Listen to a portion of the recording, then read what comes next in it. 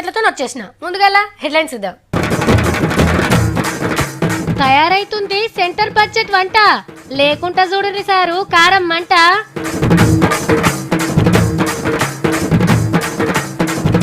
ఉర్జిత్ పటేల్ ని ఉతికిన ఎంపీలు ఏం చెప్పలేదట మరి సమాధానాలు.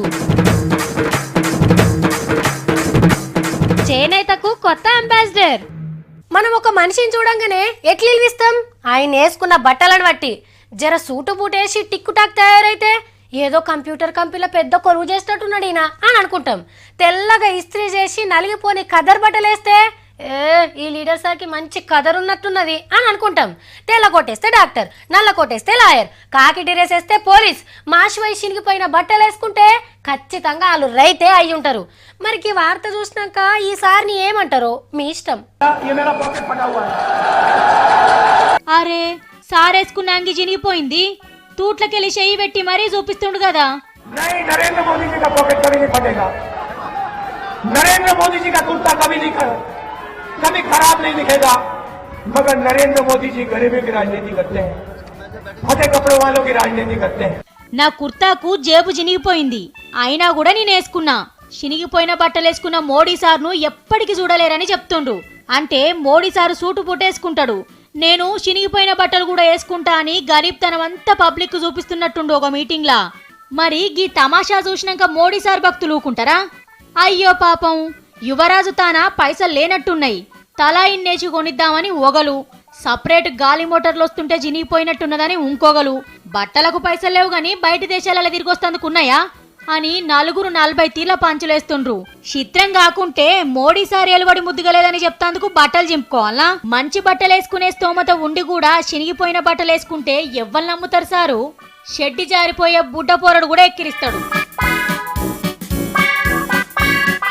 బరాబర్ ఇంకో 13 రోజులైతే సెంటర్ సర్కార్ బడ్జెట్ పెడుతుంది.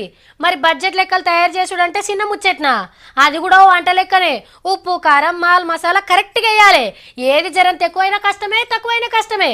బడ్జెట్ వంట కోసం ఇయ్యాల పొయ్యి ముట్టించిర్రు. మరి గా కార్యం ఎట్లా నడుస్తుందో ఓ పరారుసుకుందామా? వంటలు సీక్రెట్ కొండి తీసుకొచ్చినట్టున్నారు. సెంటర్ పైసల మంత్రి అరుణ్ జైట్లీ సారు తలా ఇంత వంచుతుండు. ఏం వండిరనుకుంటుర్రు? హల్వా కమ్మగుంటది. ఎట్లెగబడ్డరో చూడుర్రి. అయ్యో మనిషికింత పెట్టరాదుండ్రి సారు, గట్ల దాచి పెట్టుకుంటారు. బడ్జెట్ లెక్కలు రాసినప్పుడు హల్వా తయారు చేస్తారు 10 తీయటి హల్వా తిని కాగితాలు ముంగటేసుకుంటారు. అది కూడా ఎట్లా అనుకుంటుర్రు? అరుణ్ జైట్లీ సార్ కింద పనిచేసేటోళ్ళ దాంట్లో ఓ 100 మందిని సెలెక్ట్ చేస్తారు. లెక్కలు రాసుడు ఒడిచేదాకా వాళ్ళను ఆఫీసులకు వెళ్ళి బయటికి రానియ్యరు, సెల్ ఫోన్లను వాడనియ్యరు, ఎవ్వరితోని కలవనియ్యరు. ఆఫీసులోనే వండుకోవాలి, ఆఫీసులోనే తిని పని చేయాలి. గంత సీక్రెట్ గా రాస్తారన్నట్టు లెక్కలు. అరుణ్ జైట్లీ సారు, ఈ తాపకు మీకోసం చాలా త్యాగాలు చేసినాం, అష్ట కష్టాలు పడ్డాం, మీరేం చెప్తే అదే చేసినాం. మా బాధలు కష్టాలను ఓ పారి యాద్ చేసుకొని బడ్జెట్ వంటను షురూ చేయండి సారు. ఈ హల్వా ఎట్లనైతే తీయ ఉంటుందో మీరు మా కోసం వండే బడ్జెట్ వంట కూడా అంత కమ్మగా ఉండేటట్టు వండేయండి సారు.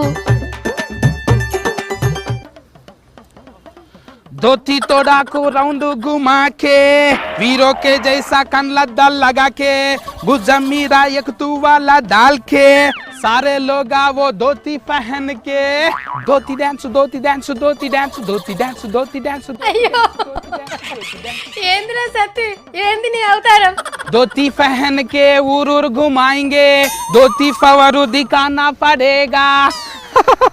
ఎంత హాయిగున్నా ధోతి కట్టుకుంటే, ఇంటికి వెంటిలేటర్ పెట్టినంత హాయిగున్నది. అబ్బా పంచకట్టలా సూపర్ కొడుతున్నావురా.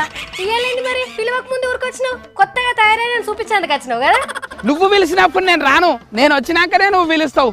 అబ్బా పంచ కట్టుకుంటే పంచలు మస్తు పడుతున్నాయి కదా. అరే గబ్బునాయాలా యాడుండావురా? పంచలో ఒక ఫోటో రీ, పంచలు భలే పడుతున్నాయి. లోడా సంగీలాగా ఇడిచిపెట్టి గిట్ల వచ్చినవేంది? ఎట్లున్నావు ఎరికేరా నువ్వు? భుజం మీద తువ్వాలు వేసుకొని పంచ కడితే పేదరాయిల్లో అచ్చం రజనీకాంతం సార్ లెక్క ఉంటానని ఆల్లి ఇల్లు చెప్పుడే గాని నాకు ఇప్పుడే తెలిసింది.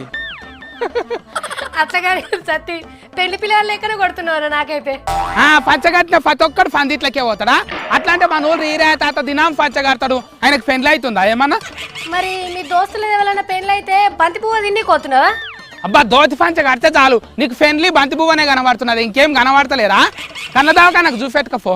అది కూడా కాదా? మన సర్కార్ పల్లె భద్రయ్య సార్ లెక్క కొడుతున్నావు, అచ్చం అట్లనే ఉన్నావు. పంచగట్టిన ప్రతి ఓడు పంతులు కాలేరు, లొడా సంగిలాగేసిన ప్రతి ఓడు బిత్తిరి సత్తి కాలేడు. కొత్తగా ఏం అనిపిస్తలేదా నీకు? ఆ ఇప్పుడు ఎవరికొచ్చింది, అచ్చం పొలిటికల్ లీడర్ లెక్కనే కొడుతున్నావురా. అబ్బా మా అక్కకి ఎవరన్నా చెప్పండి రా బాబు, నా జాతకంలో కనీసం గ్రామ పంచాయతీ ఆర్డు మెంబర్ కూడా కానంట రాసి పెట్టున్నది. కొత్తగా చెప్పారన్న.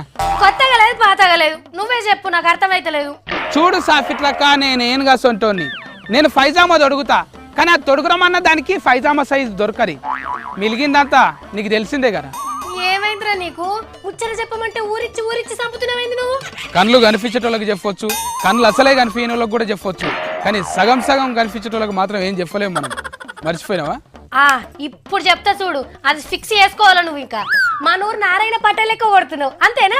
కొత్తగా ఏం ఆలోచించనీక రాదా అక్క నీకు? అందుకే దినాం నెత్తి కొబ్బరి నూనె పెట్టుకో. నేను బ్యాండాంబా సిలిండర్ లెక్క కొడతలేనా? ఓహో, నిన్న పవనాల్ సార్ చేనేత బట్టలు కట్టి వాటికి బ్రాండ్ అంబాసిడర్ ఉంటా అన్నాడు కదా, అదేనా ఇది? ఏంటిదాక చెప్పినప్పుడే అర్థం కాదా నీకు?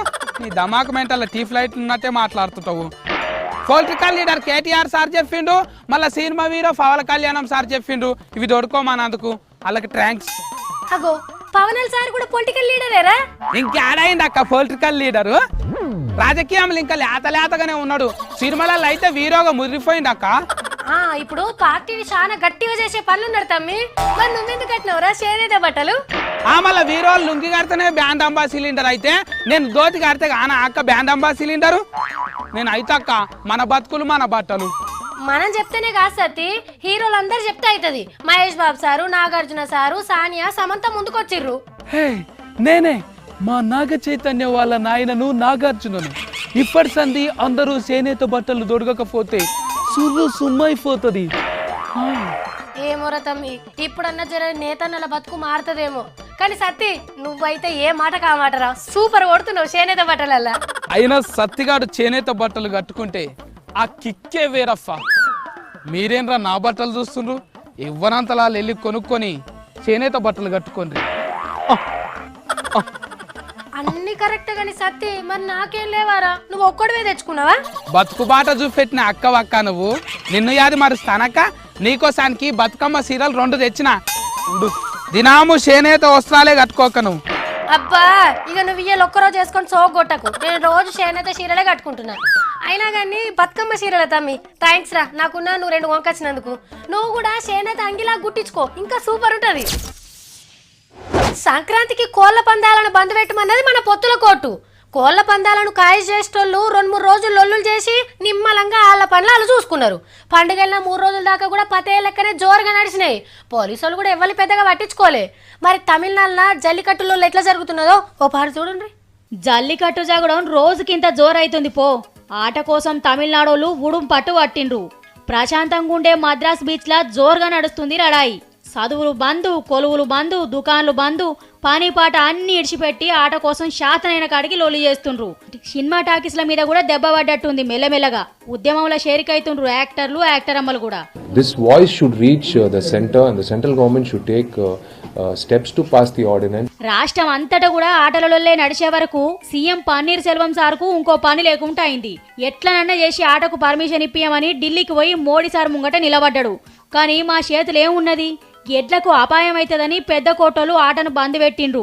మేమేం చేయలేమని చేతుల మీదికి లేవట్టిండ్రు సెంటరోళ్ళు. ఒక్కనాడో 2 రోజులో ఏ మూలకు ఆడుదురో ఎడ్లకు ఏమవునో గాని ఇప్పుడు చూడు ఢిల్లీ దాకా వాయ గీలొల్లి.